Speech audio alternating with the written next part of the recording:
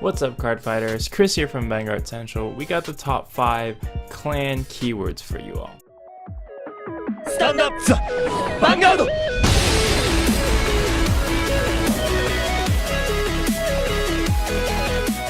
Alright, so top 5 clan keywords.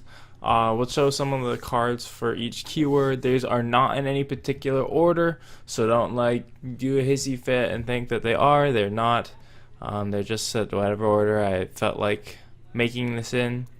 And there's going to be some honorable mentions at the end, because I do think there are different ways you can say what's the best keyword, or what makes a good keyword.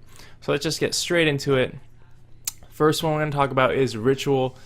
It's so good, and it just got really good support. Morfessa, while I don't think it's worth the ridiculous price tag it currently has, it should be around $30 or so, maybe higher when this video comes out. But it's basically just a 14k attacker for free. There's no cost attached to it, so that's amazing. Dragheart Lure, that ritual ability is amazing. It basically says draw another card every turn because you don't have to stride with anything.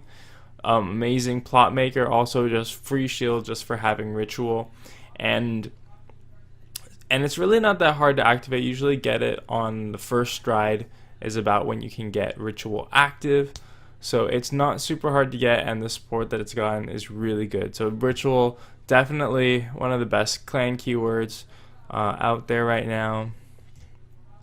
Rescue is another really strong clan keyword. Unlike ritual, it's not it's easy to activate or something. It's just basically getting extra drive checks, and drive checks and hitting triggers are generally one of the more powerful things in the game. So just having a skill that lets you just get extra drive checks is super strong. And so we got Malik and Gavrail and Falag, all which allow you to rescue. So Gavrail is basically a restand, not really a restander because you don't get multiple attacks, but it almost has 5 drive checks. Obviously your opponent doesn't have to worry about, I have to guard for 5 to pass, which is good, but you can still have 5 chances to get triggers, and that can really change the game. So rescue is definitely one of the strongest keywords, just because it lets you hit more triggers, and just because of how powerful triggers are in this game. Rescue is up there, one of the top 5 for sure. Time Leap, come on, this one was obvious. If you didn't think that this was going to be on the list, you should maybe reconsider what your top 5 clan keywords are. Time Leap is so amazing because it lets you upgrade any rear guard. So we've had Royal Paladins who had the theme of getting grade 2s, and Shadow Paladins who having the theme of getting grade 1s. Time Leap isn't restricted to that. They can just basically get whatever they want just by leaping up. So up 1 grade, the classic Melum goes up to an upstream or whatever. So Chronojet, G, Phoenix, TikTok Worker, they're all really good ways to get extra time leaps in there. Make your deck super versatile, because you can play a 1 copy of something, and then so you could play one of that perfect guard that when you time leap into it, you could discard a card and bounce it back to hand. You only have to play 1 of those, because any of your grade 0s can turn into that, and that's just such a powerful ability, being able to tutor through the deck like that, get anything at will. And I don't really want to talk about the mumbo jumbo with Melum, TikTok, and Urwatar, but basically the reason, one of the reasons why Melum and Upstream are so good is because they take away the restriction on Time Leap, which is going up a grade, right? So rather than going up a grade, Melum and Upstream, they go down, so that way you can fetch anything in the deck, literally anything, by combining these up and downs jumps with Time Leap and those two. So Time Leap, so good. Come on. What did you guys expect? Alright, so Hollow is going to be the next one on our top 5. I think this is the 4th one so far. Hollow is super good because of its versatility. not only are you able to activate hollow effects sometimes to just get really, really efficient abilities, like we got Negaruk there who becomes a 16k attacker by himself. We got Grenache that unflips 2. We got Cannoneer that retires one of your rear guards and draws a card. It's like way better than anything Kagero could ever hope for on a rear guard. But like it's really good because they have these two modes basically, because well, you could hollow it and get these super efficient effects, but then it'll die at the end of the turn.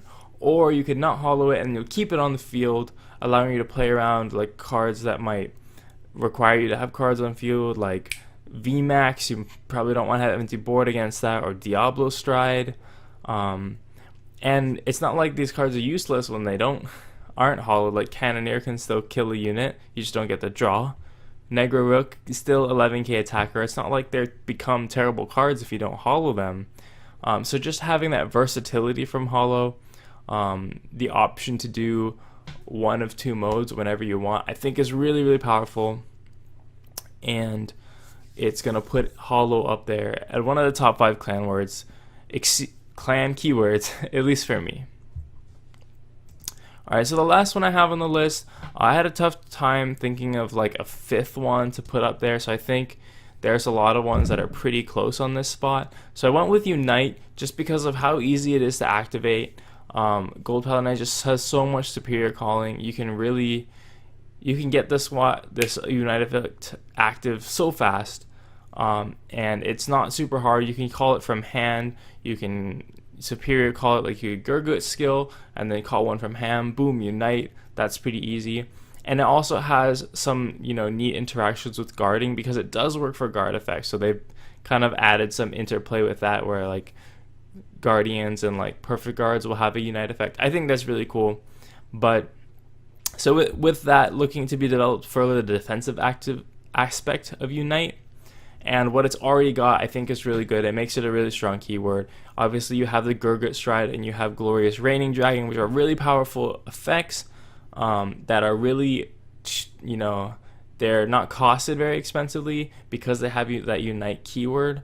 But then Unite's not actually that hard to get. So I think Unite is definitely one of the better keywords for all the various clans. But I'm not, if it's exactly the 5th one, I'm not sure.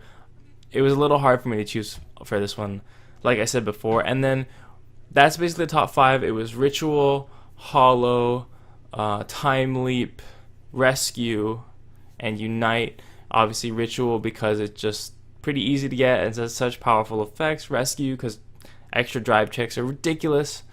Time Leap because tutoring is ridiculous. And Hollow because there's 2 modes. And Unite because it's pretty easy and it's got some nice effects, similar to Ritual actually. So that's basically my top 5. Let me know in the comments if you have any thoughts, if you think I like, Unite, Ritual, like you totally got these wrong, Chris. What are you doing? So let me know what you guys think. Maybe comment down your top 5 clan keywords, and I'll just go into the top 5 honorable mentions, or the honorable mentions for this list. So what I had was Oracle, Shadow Stitch, Engorge, and Darkness. And you just have to hear me out on this one a little bit. So I'll explain them. So Oracle is not good, but because the effects are not good. I think they restricted themselves, Bushiroad specifically, restricted themselves on Oracle by making it such an easy thing to activate. So for example, Ritual is like pretty easy to activate, similar to Oracle. So like if you give all the things that Ritual has, like, and you just switch Ritual with Oracle, suddenly Oracle becomes a really, really good, it becomes an insane ability, because it's like, oh, I got a rear guard that's like Oracle, it's a 14k attacker, that's pretty good. And then like it has on hit counter blast 1 draw. Don't tell me that's not good, right? And then, or like, okay, if you're about to stride and you have Oracle, then you can stride for free. Yeah. Or like Plot Maker, just G guard if you have Oracle, it's plus 10k shield.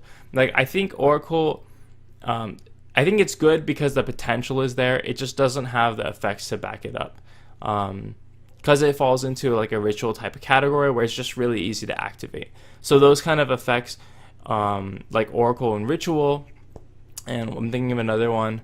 Brave is harder to activate, but those kind of three, they're like, okay, there's specific conditions that need to happen to get my abilities working, and it really depends on what abilities they give that kind of defines how good those keywords are.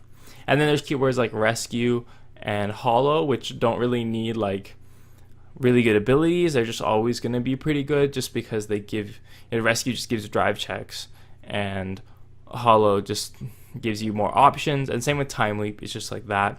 And so I think Shadow Stitch falls under that category where it's just kind of like, okay, well, the potential is here. It's really easy. Like there's a lot of tricky plays you can do with it, and so I put Onibayashi there. I think Shadow Stitch has a lot of potential, but I'm not quite sure how they would make it. It's definitely a good keyword. It allows them to do a lot of cool things, but the abilities that are existing right now that when you use Shadow Stitch are kind of like lackluster. So it's kind of like, the potential is there, but it doesn't have the abilities, kind of like Oracle. Engorge is also a nice ability. I think just because it's kind of like a Hollow. It's very versatile. You can specifically pick and choose which units you want to retire, how many you want to retire, and all the reviving effects can really take advantage of it so well. So it's just such a good synergy one. It like works very, very well for Tachikaze to have that Engorge. And the last one I think is an honorable mention is Darkness, because you should probably be hitting some sort of soul charge like during your turn if you're playing Dark Irregulars. So I feel like it's not that hard to activate. Similar to Ritual and Oracle, it should be something that you're getting just by playing Dark Irregulars, and it really is going to depend on what effects they give Darkness cards. So Shahrat, the GR Stride, is an example of that, where they gave it a really, really good effect. They gave it a field wipe for 1 counterblast and guard restrict. Oh, so good. But the rest of the Darkness support is kind of lackluster. So you can imagine kind of how we think of Ritual as a really strong keyword, but it's mostly because it's an easy thing to activate and it gains an effect. So for example, Shahrat, it could be something like, to go over those three again, like, well, Plot Maker doesn't really work because you don't soul charge in your opponent's turn, but it could be like, if you soul charge last turn, then it gets plus 10 shield. Like that would be a really good effect. You could have a Darkness version of Morfessa, which is like a 14k attacker if you have Darkness active. And then obviously the lured copy could be like, you can't have Darkness before it's well, I guess you could, but most of the soul charging happens main phase. So rather than letting you stride for free, it could just be like, oh, when Darkness is activated, like give a stride skill to your Vanguard. When Darkness is activated, draw a card. So that could be something that is similar power level to lured, and it's just really strong.